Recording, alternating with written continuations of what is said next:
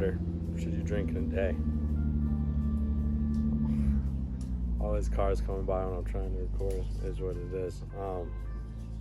So yeah, how much water should you drink in a day? This varies greatly depending on the individual. I don't think there's a boilerplate answer for this. Used to be, when I was growing up, 8 glasses of water a day, which seems really low to me, even for someone with low activity level. That seems like not much water. A rule of thumb that I tell my clients and colleagues who ask is if your urine is yellow, you're probably in a dehydrated state. You probably want to be at a place where your urine is basically clear the majority of the time.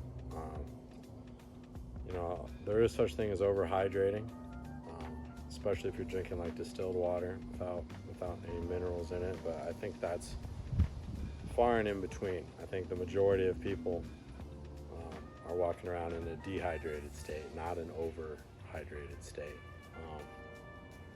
And if you're someone who works out, trying to build muscle or does cardiovascular exercise, you have to push water. I mean, it's not an option.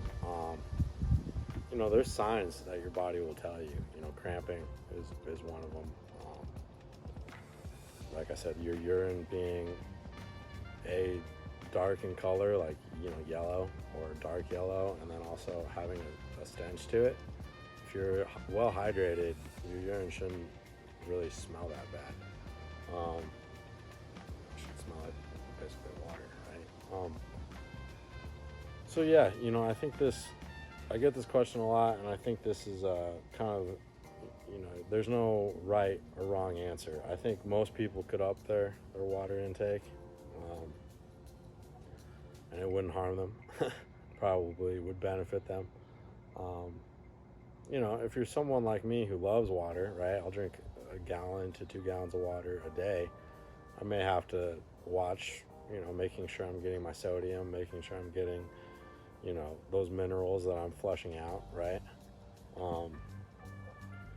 But yeah, I think water is critical. And if you can, really, really try to get clean water, where some people live, water out the tap is okay. I don't do that. That's kind of my opinion and stuff, not really fitness related, but I try to avoid the stuff that's in tap water and the stuff they add to tap water as well. I won't even get into that, but I'm also not drinking plastic water bottles either. I will if that's all there is, right? Like, I'm not going to go on a hike and bring a bunch of glass bottles, but I would much rather prefer drinking glass. So my gallon that I have, I should have brought it out. It's a glass gallon, right?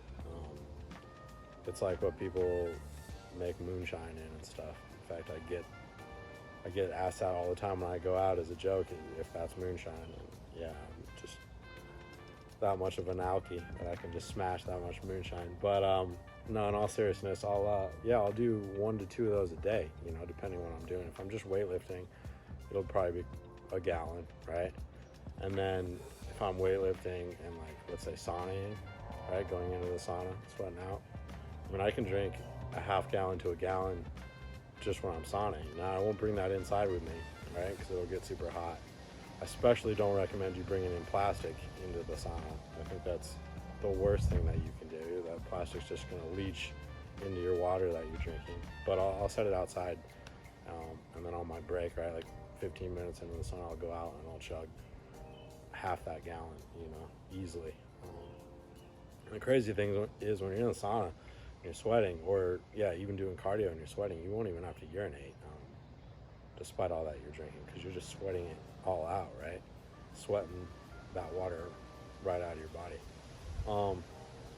So yeah, it varies. If you're someone who cramps up a lot, you need to look at how much water you're getting, look at how much sodium you're getting, and look at how much potassium and magnesium you're getting.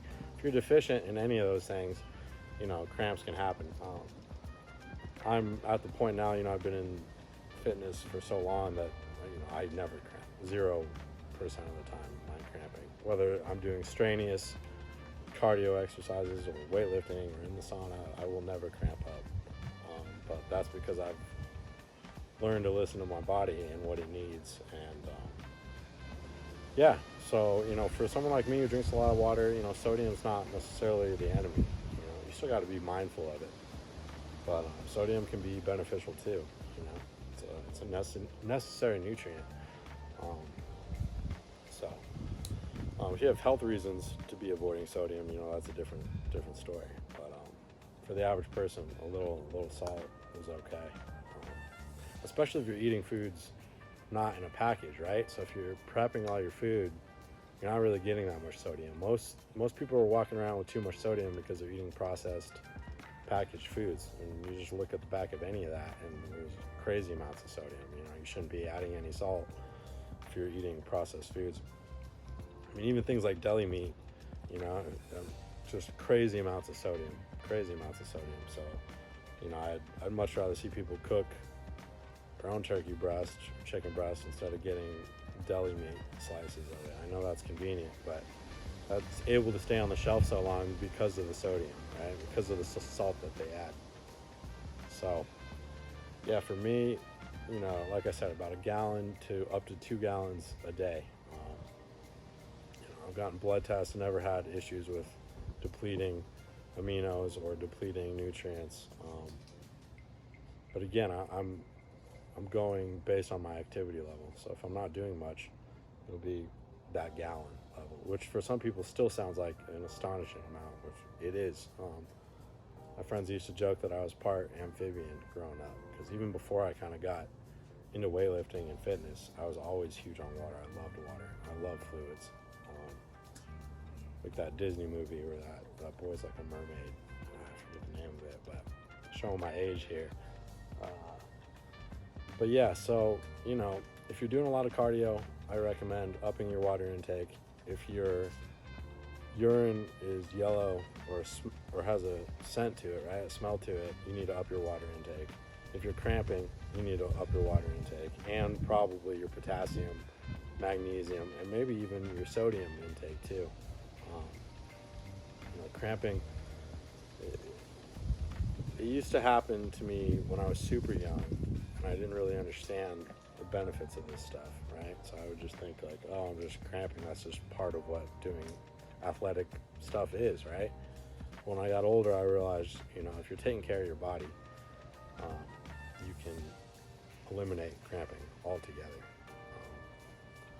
So yeah, another thing I want to throw out there, if you're taking creatine, I personally don't take creatine. Not that I'm against it, creatine monohydrate is a great supplement if you're trying to put on size. You need to drink additional water too.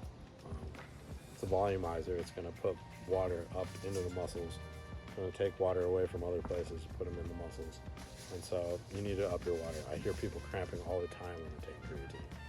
That should not be the case, so up your water. Water is life, I'm a water junkie. I'm proud of it. So I employ you to increase your water intake as well. See what that does for you, right? See how it makes you feel.